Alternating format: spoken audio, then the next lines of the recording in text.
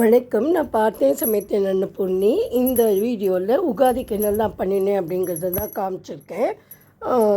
முதல்ல வந்து பெரிய குக்கரை வச்சுட்டு இதில் சாதம் வச்சுட்டு சாம்பாருக்கு பருப்பு வச்சுட்டேன். அப்புறம் ஸ்வீட்டுக்கு பண்ணுறதுக்காக அந்த கடலை பருப்பு இருக்கு இல்லையா, அதையும் கொஞ்சம் வச்சுட்டேன். அப்புறம் கொஞ்சம் பைத்தம் பருப்பையும் வேக வச்சுட்டேன், சேனியும் வேக வச்சுட்டேன்.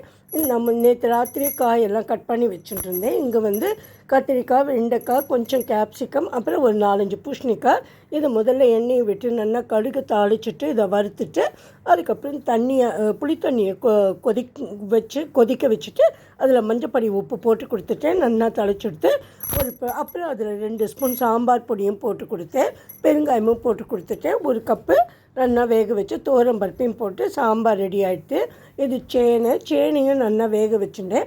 ஒரு கடாயில் 1 டேபிள் ஸ்பூன் தேங்காய் எண்ணெய் விட்டுன்ட்டு இதுக்கு அந்த கருப்பு கொண்ட கடலையும் சேர்த்து தான் பண்ணினேன்.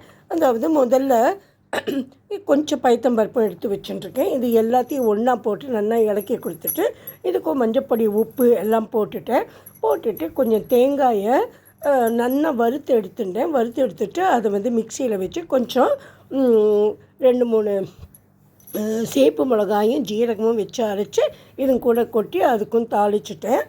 அதுக்கப்புறமா இங்கே கோஸ் கறி பண்ணியிருக்கேன். கோஸ் கறி சாதாரணமாக நான் பண்ணுற மாதிரி தான் பண்ணினேன். கோஸை நறுக்கி போட்டு இதில் நிறைய உளுத்தம்பருப்பும் கடலைப்பருப்பும் தாளித்து கொட்டி இதையும் போட்டுட்டு இதுக்கும் தேங்காயும் வத்த மிளகாயும் ஜீரகமும் அரைச்சி போட்டு எடுத்துட்டேன்.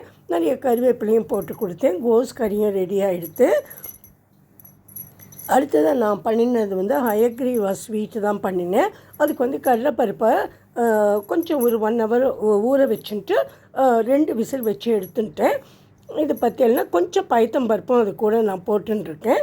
ஏன்னா அது ஒன்றா சேர்ந்து வரும் அப்படிங்கிறதுனால அங்கே முதல்ல உருளியை வச்சுட்டு இதில் கொஞ்சம் நெய்யை விட்டுண்டு இது எல்லாத்தையும் போட்டுட்டேன். பருப்பை போட்டுட்டு அதெல்லாம் கொஞ்சம் ஒரு இலக்கி 5 நிமிஷம் ஆனப்புறம் அதே அளவு எவ்வளோ பருப்பு போட்டேனோ அதே அளவு வெள்ளத்தையும் போட்டுண்டு இது என்னோடது ஆர்கானிக், இதில் எந்த கல்லு கிடையாது, அதனால் அப்படியே போட்டுட்டேன். ஆனால் மற்றபடி இருந்தால் நம்ம கொஞ்சம் அதை அரிக்கணும். அப்புறம் இதால் ஒரு நல்லா தளர இதால் 1 ஸ்பூன் நெய்யை விட்டு கொடுத்துட்டேன். இன்னும் பாருங்க கொஞ்சம் தண்ணியாக தான் இருக்குது, கொஞ்சம் கூட சேரட்டும். ஆனால் ரொம்ப சேர்ற வரைக்கும் வைக்க வேண்டாம், கமர்கட்டு மாதிரி ஆகிடும் அது.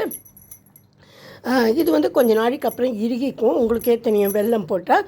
இதுக்கு கொஞ்சம் ஏலக்காயும் போட்டு கொடுத்துட்டேன். அப்புறம் கடைசியாக எல்லாம் ரெடி ஆனப்புறம் கொஞ்சம் பாப்பி சீட்ஸு கசகசா அதையும் நல்லா வறுத்து கொட்டி நட்ஸ் எல்லாம் வறுத்துட்டேன். இப்போ எல்லாமே பண்ணியிருக்கேன். இது தயிர் சாதம் கிளறினேன். ஏன்னாக்கா இது வெய்ய காலமாக இருக்குன்னு. இது கோஸ் கறி, இது சாம்பார், இது அயக்ரீவா ஸ்வீட்டு, நிறைய நட்ஸெல்லாம் போட்டிருக்கேன். இது மாங்காய் சாதம் போன தடவை காமிச்சதுனால நான் காமிக்கல. இது sambar.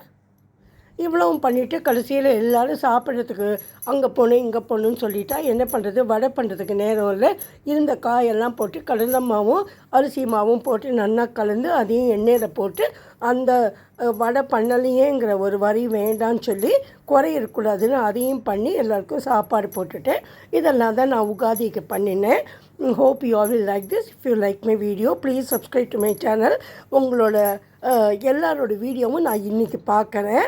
Thank you very much for watching. Thank you.